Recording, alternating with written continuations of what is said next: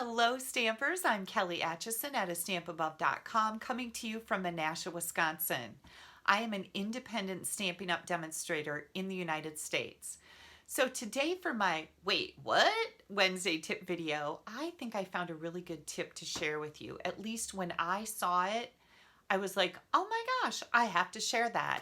So I was out searching for some ideas online and I ran across a demonstrator in Australia that shared this tip. And I love that we can go and find these tips and share them with more people, right?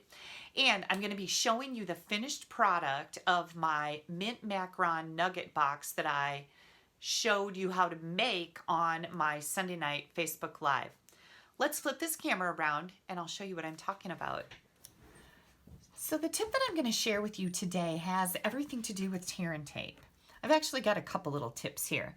But tear and tape, when I use it, I'm like this, and then my roll is all over and it's rolling away and it's twisting around. Take your tear and tape and put it on your wrist like a bracelet. And then you have full control over that roll and you don't have to worry about it. The other tip that I found was to take one of our blocks. I'm using my silicone mat here so that the tape won't stick to it because it's a silicone mat. It's really cool. We sell these. They're relatively inexpensive. I use them for a lot of things like gluing, and the reflection technique is really cool. Take an acrylic block and put it right up to the edge where you need your tear tape to end, and you can pull that off. Now you could tear it, but sometimes I have problems with that. Sometimes it tears too close, right? Or you could cut it with your scissors, but just doing this seems to be a lot more efficient. So, what did you guys think? Pretty good tip, right? Take your tear and tape, put it on your wrist, wear it like a bracelet, wear it like a boss. All right, let me show you what I'm going to be doing with these. These are 1 by 3 inch strips of our Come To Gather Designer Series paper. And I made a template the other day for my nugget boxes out of mint macaron cardstock. And I told you that I would bring that in and show you the finished product because I just did all the scoring and then didn't make anything with it. I am using these Hershey nuggets. These are milk chocolate with toffee and almonds, and their packaging is orange, which I thought was really interesting. So I'm going to take the end that has no tear and tape on it and wrap it around my nugget very snugly. And again, these are 1 by 3. They fit perfectly. This is the great little thing to make stocking stuffers. How about a stocking stucker today?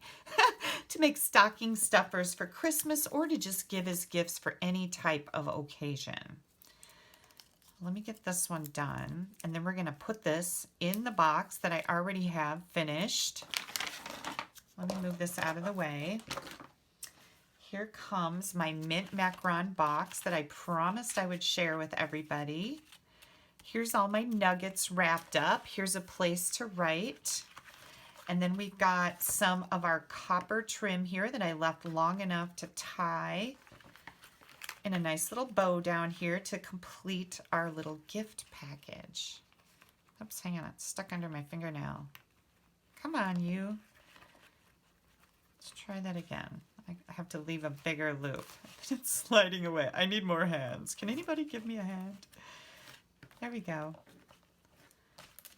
There it is. Beautiful. I used the Pretty Peacock cardstock with Pretty Peacock ink, Crumb Cake and Crumb Cake with Pretty Peacock ink, and then I've got the Sprig Punch with the copper foil paper and some Pretty Peacock and a mint macaron leaf right there. Isn't that pretty? And then I'll show you the other ones that I made. This is the Come To Gather suite of products. If you happen to miss that, I've been using it constantly. So I've got lots of ideas for you. Here's another one. Isn't that pretty? Now I'm going to Kansas next week. I'm super excited about this trip.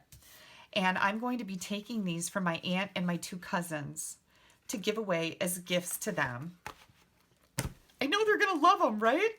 So I've got all 3 of them made. I feel like a rock star. I'm ahead of the game and I am winning today.